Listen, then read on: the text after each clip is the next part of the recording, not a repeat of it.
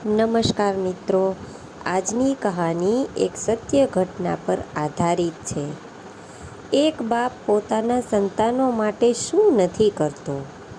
પોતાના સંતાનો માટે પોતે ભૂખ્યા રહે છે અને પોતે ફાટેલા કપડાં પહેરીને પોતાના સંતાનોની બધી જ જરૂરિયાતો પૂરી કરે છે. પણ આજના જમાનાના કપૂતો ભગવાન સમાન પોતાના મા બાપને ત્રાસ આપે છે. આજની કહાની કંઈક આવી જ છે. કહાની સાંભળી તમે તમારા આંસુ રોકી નહીં શકો અને આજના દરેક વ્યક્તિએ સમજવા જેવી છે. માટે વિડીયોને પૂરેપૂરો જોજો, અધૂરો મૂકતા નહીં. અચાનક મારા મિત્રનો ફોન આવ્યો, તું ઘરે જલ્દી આવી જા. મેં કારણ પૂછ્યું. તેણે કીધું, ઘરે આવી જા પછી જણાવું. હું અને રાધિકા કારમાં બેસી સુનિલના ઘરે જવા રવાના થયા. રસ્તામાં વિચારતા હતા, અચાનક બોલાવવાનું કારણ શું હશે? તેના ઘર પાસે કાર પાર્ક કરી અમે દોડીને અંદર ગયા. સુનિલની પત્ની રડતી હતી. સુનિલ માથે હાથ દઈ બેઠો હતો. મેં કીધું, સુનિલ, અચાનક શું થયું? સુનિલ કહે, દોસ્ત, કાલ સાંજના સ્કૂલેથી છૂટી ધવલ, સુનિલનો પુત્ર, ઘરે નથી આવ્યો. મેં કીધું, સ્કૂલમાંથી શું કહે છે? સ્કૂલમાંથી કહે છે છેલ્લા પીરિયડ સુધી ધવલ ક્લાસમાં હતો. તારી ભાભી તેને સ્કૂલે લેવા ગઈ. ઘણી રાહ જોયા પછી સ્કૂલમાં તપાસ કરી, પણ તે લોકોએ હાથ અધ્ધર કરી દીધા. પોલીસમાં જાણ કરી? મેં પૂછ્યું. હા કરી, એ લોકો તપાસ કરી રહ્યા છે. છેલ્લે તારે કોઈ સાથે માથાકૂટ કે દુશ્મની થઈ હોય તો યાદ કર. ના, એવું તો કંઈ નથી યાદ આવતું. થોડીવાર બેઠક રૂમમાં શાંતિ થઈ ગઈ. મારી અચાનક નજર તેના કાચના ટેબલ પર પડેલ એક સુંદર ફોટો ફ્રેમ ઉપર પડી. દાદા સાથેનો ધવલનો ફોટો. હોળીના કલરથી રંગાયેલ. મને યાદ આવ્યું. પારિવારિક માથાકૂટને કારણે સુનિલ તેના પિતાને ગયા વર્ષે શહેરના ઘરડા ઘરમાં મૂકી આવ્યો હતો. હું જ્યારે સુનિલના ઘરે આવતો ત્યારે દાદા અને ધવલની નિર્દોષ મસ્તી જોઈ હું ખુશ થતો. દાદા પૌત્રનો પ્રેમ જોવાની મજા આવતી. મેં સુનિલને કીધું, તું ઊભો થા.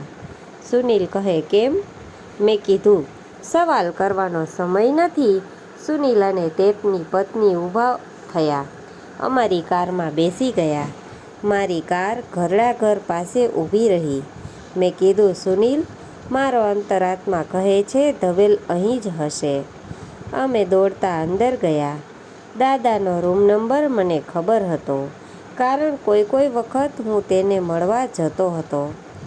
અમે દોડીને રૂમ ખોલ્યો તો ધવલ અને દાદા મસ્તી તોફાન કરતા હતા. બંનેના ગાલ હોળીના કલરથી રંગાયેલા હતા. સુનિલે દોડીને ધવલને તેડી લીધો.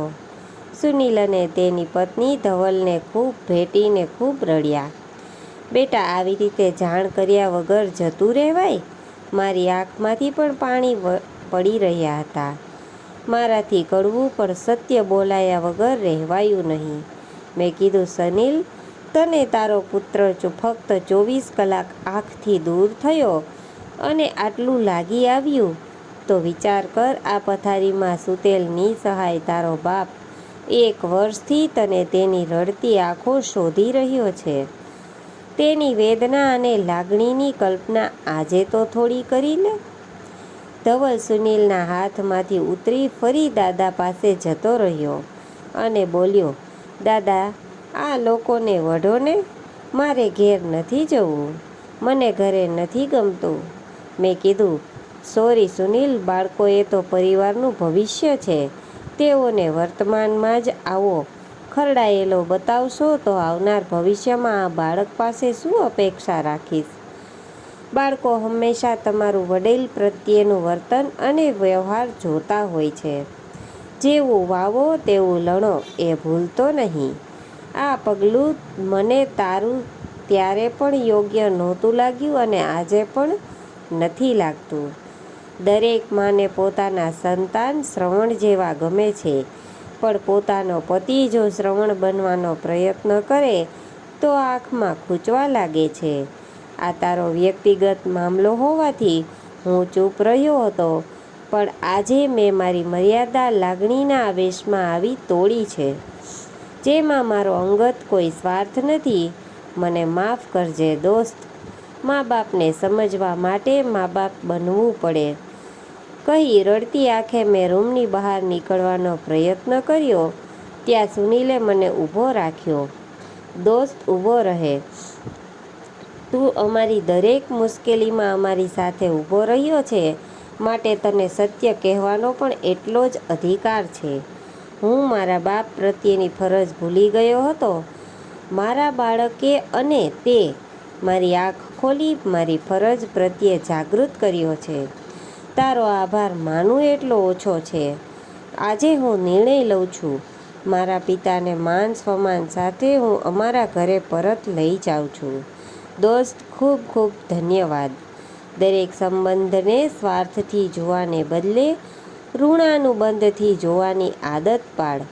તારી દુનિયા બદલાઈ જશે. તો મિત્રો, આજની સ્ટોરી તમને કેવી લાગી તે જરૂરથી કોમેન્ટ કરીને કહેજો. અને જો સારી લાગી હોય તો વિડીયોને લાઈક અને શેર કરજો. અને અમારી ચેનલને સબસ્ક્રાઈબ પણ જરૂરથી કરજો. ફરી મળીશું એક નવા વિડીયો સાથે. ત્યાં સુધી તમે તમારું ધ્યાન રાખજો. જય શ્રી કૃષ્ણ. રાધે રાધે. હર હર મહાદેવ.